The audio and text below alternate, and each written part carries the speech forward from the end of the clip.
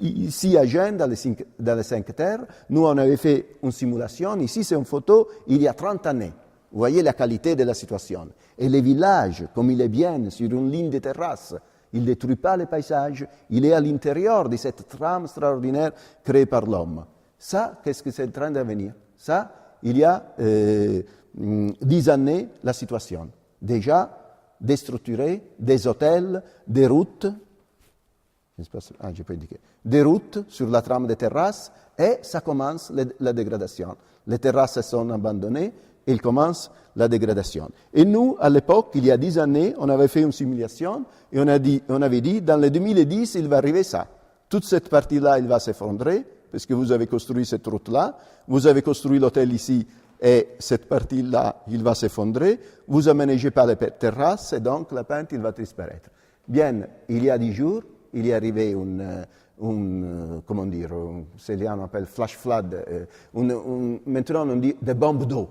C'est l'extrémisation climatique qui prouve ça. Avec le réchauffement climatique, on aura toujours plus des événements extrêmes du climat. L'eau, il est arrivé tout ensemble. Et bon, toutes ces choses, ils sont arrivées, encore pire. Cette ville que je vais vous montrer, il s'est complètement submergée par la boue, par l'eau, et il y a des personnes qui sont mortes. Donc, cette crise des connaissances traditionnelles, il crée des désastres énormes. Ici, on est ici une autre situation très importante en Italie, c'est les paysages du Barolo. Vous connaissez, c'est les princes des vins italiennes. Bon, on pense que c'est un paysage sain, parce que les Barolo, ils donnent beaucoup d'économie, mais en effet, c'est une surexploitation. Même dans des situations où on a une grande production, c'est un dommage, ça devient une monoculture, et vous voyez là-bas, la désertification, il avance. Les sols, ça devient des sols artificiels. On fait en Europe une agriculture qui rend les paysages tous semblables, il a besoin de grands systèmes de cultivation tous pareils, il n'y a plus cette différence des petits jardinages à l'agriculture ancienne, un jardin avec des variétés. Ça, ce type d'agriculture qu'on fait, il a besoin toujours de plus de chimiques pour être alimenté, de fertilisants, qu'ils vont imperméabiliser les terrains, ils deviennent quelque chose presque d'artificiel, qu'ils ne prennent plus l'eau. Quand il y a la pluie, l'eau ne vient pas absorbée par les terrains, et donc tu as l'eau qui après ça s'écoule, tu perds de l'eau et tu crées des inondations. Et ces terrains-là, ils produisent la destruction de notre paysage. Et vous voyez ici les arbres.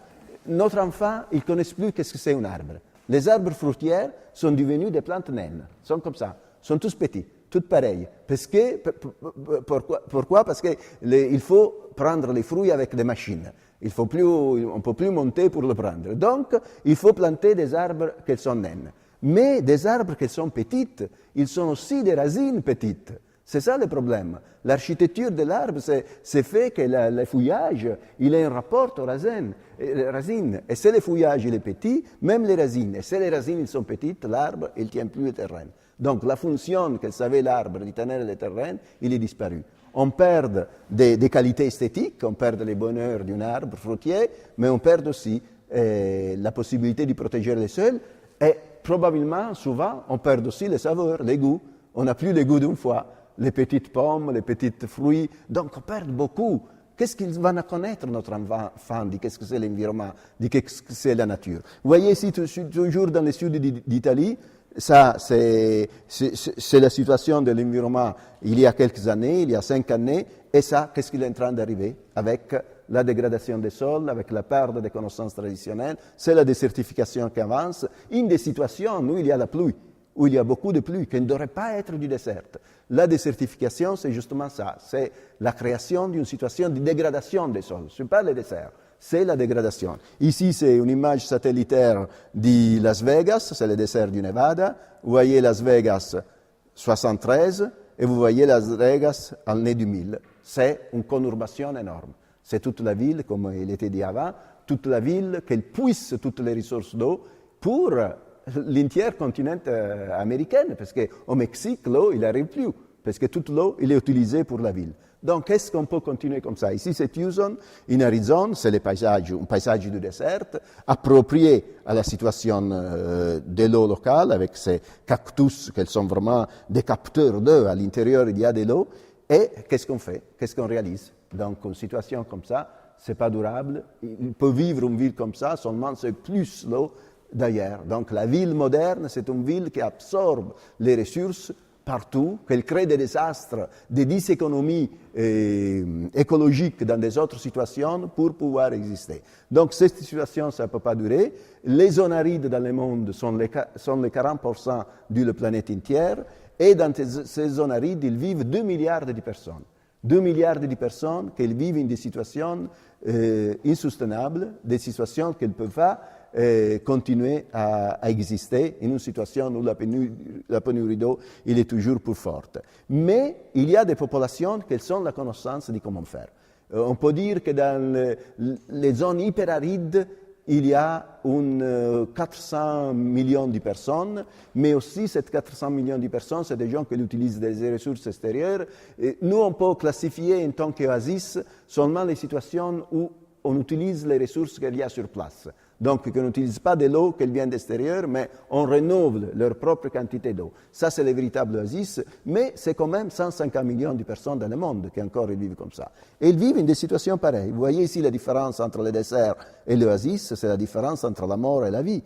Mais tout est fait par l'homme. Cette situation-là, il est créée. C'est l'eau qui est ramenée, la palmier qui est plantée, les jardins qui sont organisés, et ces gens-là du désert, ils tramandent dans des époques très anciennes la capacité de vivre dans les oasis.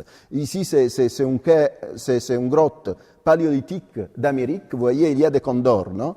C'est les oiseaux très représentés dans les cultures de l'Amérique latine. Et cet oiseau, c'était toujours représenté avec qu'il vole. Et une fois, je me suis trouvé chez les Touaregs, et vous voyez, ils se sont habillés comme ça. Vous voyez, c'est presque semblable. Qu'est-ce qu'ils font? Ils sont habillés comme ça. Et je lui demandais, mais qu'est-ce que vous faites? Pourquoi cette façon de vous habiller? Et ils m'ont dit, bon, c'est la danse des oiseaux. Et pourquoi la danse des oiseaux? Pourquoi les oiseaux, ils nous indiquent où il y a l'eau? Parce qu'avec leur cercle, eux, ils indiquent où il y a l'eau. Et nous, on y va. Donc, vous voyez quelque chose d'extraordinaire que c'est la tradition, les connaissances traditionnelles. Moi, je vois quelque chose dans une grotte en Amérique paléolithique et des Touaregs qui met l'esprit. Bon, je ne veux pas dire qu'il y a une continuité, mais certainement il y a des convergences. Certainement la tradition Touareg, ça remonte à des époques très, très anciennes. Et donc, eux, avec des gestes, des danses, ils transmettent la mémoire. Et maintenant, cette mémoire, qu'elle s'est transmise par des temps aussi lointains, nous, on est en train de la perdre. On est en train de la perdre parce qu'avec l'émigration, avec la mort des vieilles, tout il va se disperdre. Ici, nous sommes encore dans le Sahara. Vous voyez cette structure, je vais la montrer, mémorisez cette forme parce qu'on va la retrouver. Généralement, on dit que c'était tombe, mais on n'a jamais trouvé de sépultures. Et ça, c'est l'art préhistorique saharienne qui nous montre une ancienne tradition pastorelle, de connaissance, d'aménagement, mais encore vivant. Parce que si on va chez les Peuls, Bororo, ou on va en Érythrée, on trouve des groupes pastoraux que c'est pareil, ils font encore la même chose. Donc, c'est ça que je veux dire. Ce n'est pas une évolution qui a effacé des stades de vie de l'humanité.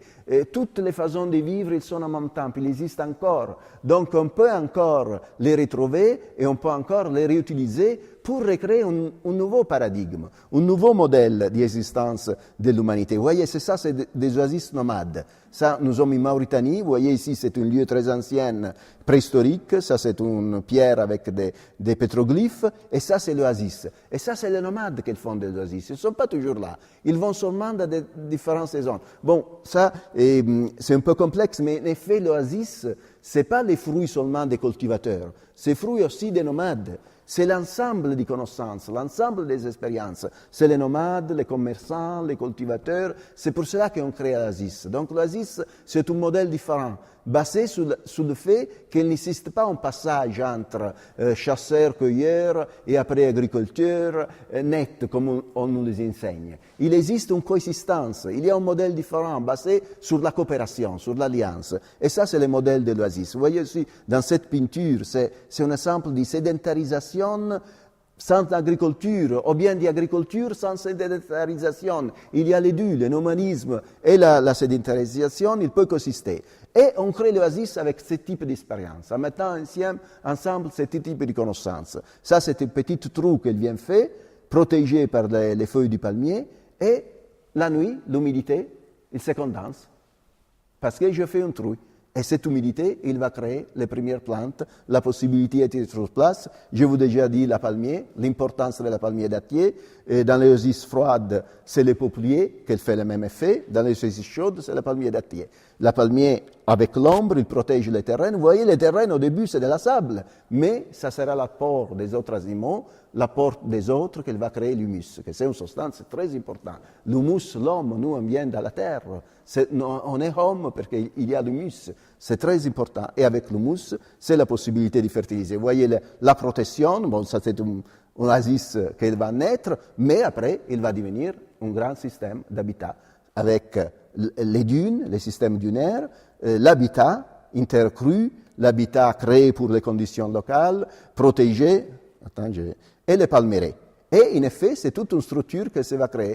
Vous voyez ici la canalisation souterraine dont je vous parlais, les galeries de captation d'eau, c'est les Kanat au Fogara en Algérie.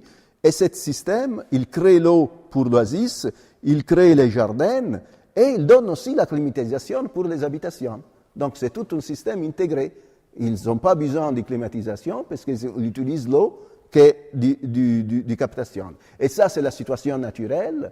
À la fois, c'est dit, mais l'oasis, c'est la nature. Dans l'encyclopédie encore, on écrit l'oasis, c'est un lieu dans le désert où les conditions naturelles, il permet la vie humaine. Ce n'est pas les conditions naturelles, c'est l'humanité qui a créé les conditions pour pouvoir exister. Ça, c'est la condition naturelle, c'est la salinisation, c'est des grandes expressions salines. Et ça, qu'est-ce qu'on fait l'agent du désert? Qu'est-ce qu'il crée l'homme quand il crée l'oasis? C'est un palmeraie, c'est des jardins, c'est la vie. Et vous voyez ici dans ce schéma, donc l'eau, il va naturellement vers la dépression avec des microflux souterrains, des petites quantités. C'est le soleil qui fonctionne comme une pompe aspiration, parce que le soleil qui frappe ici, ça pompe et l'eau s'évapore et ça disparaît. Et il laisse du sel et c'est stérile. Qu'est-ce que fait l'agent? Il construit ici cette canalisation souterraine, cette tunnel de captage, donc il rattrape l'eau avant qu'elle va terminer dans la dépression et il crée des eaux libres avec lesquelles on fait des jardins. Cette eau même, après, il va se recondenser et retourner dans la canalisation. Donc, il va créer un circuit interactif. Vous voyez ici sur le sol, on repère qu'il y a des tunnels souterrains parce que quand on fait les conduits verticaux, les sédiments, les matériaux, on les rassemble là et on crée ces petits puits. Donc, qu'est-ce qu'on a fait nous? Avec Google Earth, on a utilisé Google Earth, des plans satellitaires, on a repéré des zones du désert où il y avait toute cette canalisation. On s'est dit, mais voilà, ici il y avait un tram énorme, les gens peut-être maintenant ne l'utilisent plus. En effet, ils ne l'utilisent plus, ils sont abandonnés. Vous voyez ici, non? On va toujours plus proche pour vous montrer comment ils font. Ici, nous sommes au Maroc, dans la zone du Fesna. Vous voyez tous les réseaux de canalisation qui vont vers l'oasis. Et on s'est dit, il faut restaurer cette canalisation, il faut les recréer. Le gouvernement du Maroc, il a pensé bien de faire un musée, un écomusée de cette galerie de captation pour les montrer aux gens. Donc on a établi ici cet écomusée, ce n'est pas encore réalisé, ça c'est le projet, c'est sous un rocher, ça c'est la situation en communauté, et on a pensé de créer ici cet écomusée. On dit écomusée parce que ce n'est pas le musée de soi-même, c'est le territoire, c'est le musée du paysage, c'est un centre de diffusion, et ça c'est notre méthode pour classifier les connaissances traditionnelles. Chaque icône, chaque dessin, c'est une connaissance traditionnelle. Donc, dans ce territoire, il y a toute cette connaissance traditionnelle que le musée il va représenter. Donc, le musée il va mettre en ambiance toute cette connaissance. Ça, c'est un peu des dessins, ce n'est pas encore réalisé, mais on va le faire complètement intercru, on va le faire complètement autosuffisant, c'est-à-dire il doit produire sa propre eau, sa propre énergie, il doit recycler tous les déchets. Donc, il doit être un exemple extraordinaire. Et vous voyez comment on va faire? On va le mettre à l'intérieur de la colline rocheuse. Tous les matériaux qu'on va creuser de la colline, on va l'utiliser pour faire le musée. Donc, le musée, il ne va être pas des vitrices de matériaux par l'extérieur. Tout il doit être fait avec matériaux qu'on place. Ça, c'est un peu l'enseignement de Matera. Après, je vais vous le montrer. Que Matera, il est fait comme ça. Et après, c'est la colline qui va nous donner l'eau. Il va nous donner la fraîcheur, il va nous donner la climatisation. Donc, le musée il sera complètement intégré dans ce réseau de galeries de captage. Vous voyez ici les systèmes d'eau, les systèmes traditionnels de climatisation, les systèmes de répartition de l'eau. Ça, c'est très important parce que l'eau, on la produit et après, on la manage. On doit bien la gérer. Vous voyez ici, chaque eau, c'est l'eau qu'elle compte.